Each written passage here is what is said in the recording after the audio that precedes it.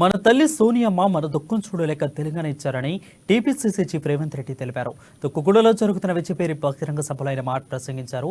మాట తప్పని మడమ తిప్పని నేత సోనియమ్మ అని అన్నారు. 2009 నుంచి మలిదశ తెలంగాణ ఉద్యమంలో వందలాది మంది ప్రాణత్యాగం చేశారని అన్నారు. ఇక కాంగ్రెస్ విచ్చిపేరి సభతో కేసీఆర్ గుండెలో భయం మొదలైందని ఎద్దేవా చేశారు.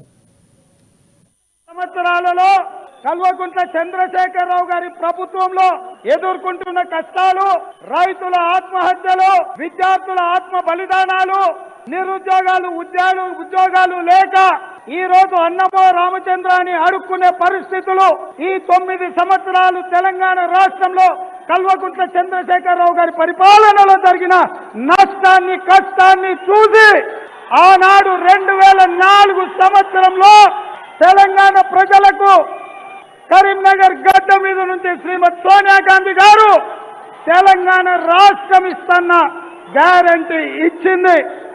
ఆ నాయకురాలు ఈనాడు ఈ 4 కోట్ల ప్రజల యొక్క కష్టాలను చూసి మళ్ళీ వాళ్ళ యొక్క భవిష్యత్తు కోసం, వాళ్ళ యొక్క అభ్యున్నతి కోసం ఈ రాష్ట్రంలో సంక్షేమం, అభివృద్ధి 2 కళ్ళలో ముందుకు నడిపించడానికి శ్రీమతి సోనియా గాంధీ గారు మళ్ళీ గడ్డ మీద కాలు మోపిన్రు.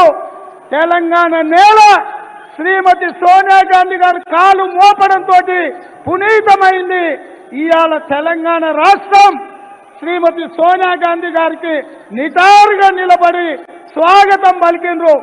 మీకందరికీ తెలుసు, మొదట పరేడ్ గ్రౌండ్ లో మనం సభ పెట్టుకుందామంటే భారతీయ జనతా పార్టీ, అమిత్ షా, కిషన్ రెడ్డి కుట్ర చేసి పరేడ్ గ్రౌండ్ మనకు ఇవ్వనియలే. ఆ తర్వాత గచ్చిబౌలి స్టేడియం